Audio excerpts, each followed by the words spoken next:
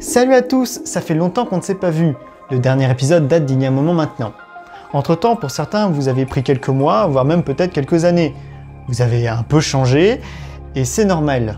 Peut-être quelques rides et cheveux blancs pour ceux d'un âge mûr, ou simplement grandi pour les plus jeunes. Votre corps évolue tout le long de la vie pour vous permettre de passer de ça à ça. Bon, à choisir, on s'arrêterait bien au milieu quand même. Hein. Mais justement, pourquoi notre corps commence-t-il à se dégrader à partir d'un certain âge? Pourquoi vieillit-on en fait? Eh bien, c'est la question que l'on va se poser aujourd'hui. C'est quoi vieillir et est-ce possible de ralentir ce processus pour vivre plus longtemps? Réponse tout de suite dans Exposant sur Ostium.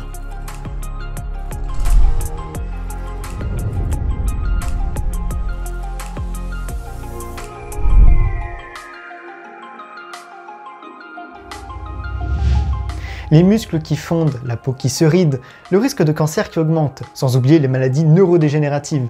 C'est dur de vieillir. Lorsque l'on s'intéresse à l'échelle microscopique, on retrouve principalement 3 mécanismes qui dégradent notre corps. Mais on va aborder ça un peu plus tard. D'abord, les bases. Nous sommes composés de milliards de cellules qui se divisent toutes, enfin presque, toutes plus ou moins vite selon leur localisation.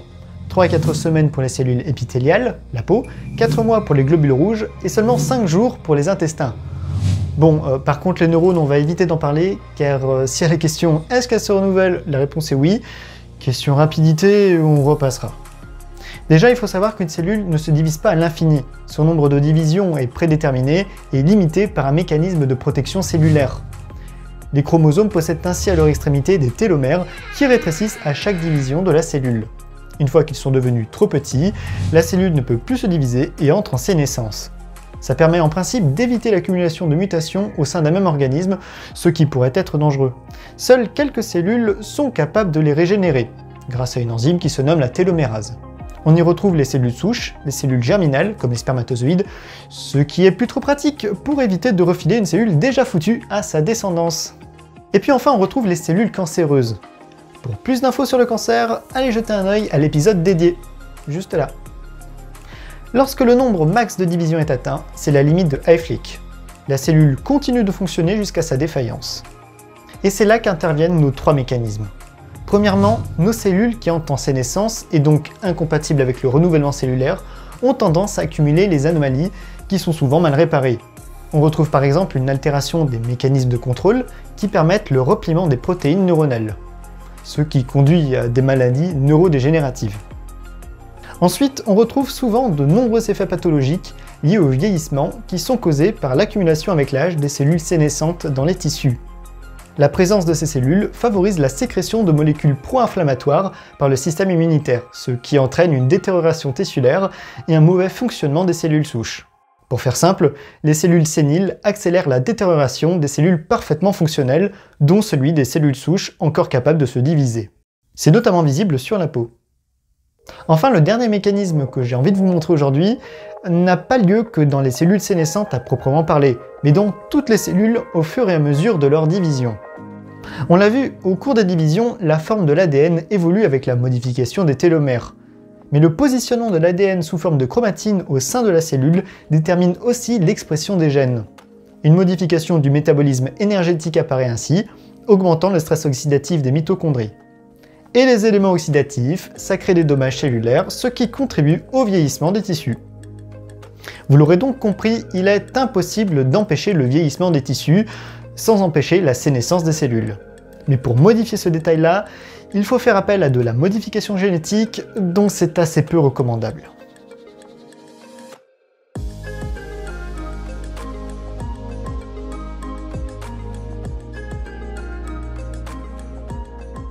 Une fois fait le deuil de votre jeunesse éternelle, on va tenter d'allonger un peu notre vie à défaut de pouvoir rester frais durant 300 ans. La durée de vie d'un être humain dépend globalement de 2 facteurs. D'une part, sa génétique, pour 25%, et plus généralement de ses habitudes de vie, pour 75%. La génétique influe grandement sur notre espérance de vie. En fonction de notre origine et ethnie, on peut déjà avoir des chances de vivre plus ou moins longtemps. Les populations indiennes et asiatiques ont par exemple une prévalence à la maladie d'Alzheimer plus faible. Car vivre plus longtemps, c'est être en bonne santé plus longtemps. La taille des individus a aussi une certaine influence. Selon une étude de l'université de Hawaï, les plus petits vivent plus longtemps que les grands. Les centenaires sont souvent des personnes de petite taille et ce serait dû à un gène présent chez eux. Cet impact est certes mineur, tous les petits ne sont pas centenaires, désolé, mais il a le mérite d'exister. Et puis enfin on retrouve l'impact de la différence de sexe. Désolé les hommes, mais les femmes sont techniquement avantagées sur ce point-là. L'espérance de vie est systématiquement plus élevée chez la femme, 85,6 ans contre 79,8 ans chez les hommes en 2019. Certains scientifiques estiment que la femme est naturellement plus résistante pour faire face à de nombreuses difficultés, que sont la grossesse, l'accouchement, mais aussi la chasse pour nourrir les enfants. C'est le rôle le plus important dans la survie d'une espèce. Oui, Uber Eats n'a pas toujours été de ce monde, et ça avantage pas mal dans la nature. D'ailleurs, sur ce point précis, il est assez important et paradoxal de noter qu'au même âge, la femme est nettement moins bonne santé que l'homme, mais qu'elle vit quand même plus longtemps au final. En ce qui concerne le fossé qui sépare les deux sexes, on peut aussi prendre en compte la conduite naturellement plus à risque de l'homme. Plus de tabac, d'alcool, ou juste une vie plus périlleuse et brutale que la femme. Et justement, ça nous amène à nous intéresser au mode de vie. On va donc prendre un peu de distance avec notre France métropolitaine pour nous intéresser à ce qui se fait dans des régions du monde assez particulières. Les Blue Zones. On en dénombre 5 dans le monde. À Okinawa au Japon, Ikari en Grèce, l'île de Sardaigne en Italie, Lolo Linda aux États-Unis et Nicoya au Costa Rica. À Okinawa, on retrouve la plus grande concentration de centenaires au monde. Une femme possède ainsi 3 fois plus de chances de devenir centenaire là-bas qu'aux États-Unis. L'alimentation est de son côté basée principalement autour des végétaux, légumes et poissons. Une majorité de centenaires ont maintenu leur propre potager durant leur vie, mais surtout, ils pratiquent l'autorestriction alimentaire en suivant l'enseignement d'inspiration confucéenne Hara Hachibu qui préconise de manger de façon à être rassasié à 80% à la fin du repas. Et ça, c'est un détail assez important, car manger moins et effectuer une restriction calorique, ça permet de réduire le stress oxydatif des mitochondries.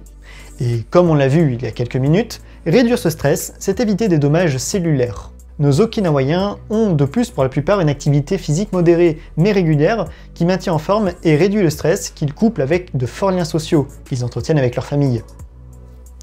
Enfin, à Okinawa, ils accordent une importance au sens même de la vie. Avoir une raison de se lever le matin. C'est le Ikigai. Bon, on ne va pas passer en détail toutes les Blue Zones. Mais on remarque tout de même que certaines choses reviennent assez souvent. L'activité physique est modérée et régulière tout le long de la vie, comme en Sardaigne et à Lolo Linda. Un mode de vie semi-végétarien basé sur les plantes comme à Ikari. Une consommation modérée d'alcool, donner un sens à sa vie, réduire le stress, mettre la famille au centre de son existence et multiplier les engagements sociaux. Tous ont adopté ce mode de fonctionnement avec l'application d'une grande partie de ces valeurs. L'alimentation, le bien-être mental et l'entretien du corps. Leur alimentation est souvent riche en antioxydants qui, d'après l'étude Suvimax de 1994, a tendance à légèrement réduire les risques de cancer chez les hommes. Pas grand-chose chez les femmes par contre. C'est de là que vient le fameux manger 5 fruits et légumes par jour. De même, ils mangent peu de viande, ce qui évite de nombreux accidents vasculaires, et sont pour la majorité des non-fumeurs. Là, on réduit sévère les cas de cancer du poumon. Et puis, dernière chose, l'activité physique. Elle permet de se maintenir musculairement et évite une chute de la VO2 max, les capacités respiratoires d'un individu. Mais plus que ça, elle permet de renforcer notre cœur. Petit aparté sur celui-ci. Chez les mammifères, on distingue 2 catégories, les petits et les grands. Les grands vivent généralement longtemps, tandis que les petits vivent moins longtemps. Le chat vit largement moins longtemps qu'un éléphant.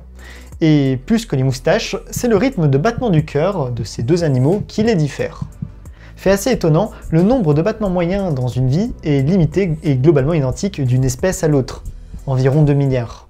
Le chat étant plus petit, son cœur a besoin de battre plus rapidement pour subvenir à sa respiration et son nombre total de battements maximal est ainsi atteint plus rapidement.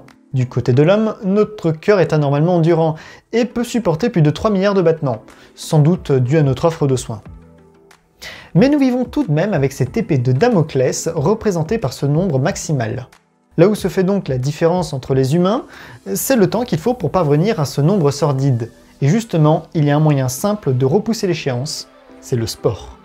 En faisant du sport, on augmente l'efficacité de chaque pulsation grâce à une consommation en oxygène du cœur qui diminue. Le rythme régulier au repos est donc plus bas et on économise ainsi de précieux battements. Vous l'aurez donc compris, le sport est essentiel pour garder la forme le plus longtemps possible, au même titre que l'alimentation et le bien-être psychologique de l'individu. Alors, plutôt que de gober des chips affalés sur votre fauteuil en regardant des vidéos YouTube, commencez par arrêter le sel et faites des flexions. Mais abonnez-vous avant, likez aussi et partagez cette vidéo, c'est important. Putain, encore 40 secondes. Pourquoi je fais ça ?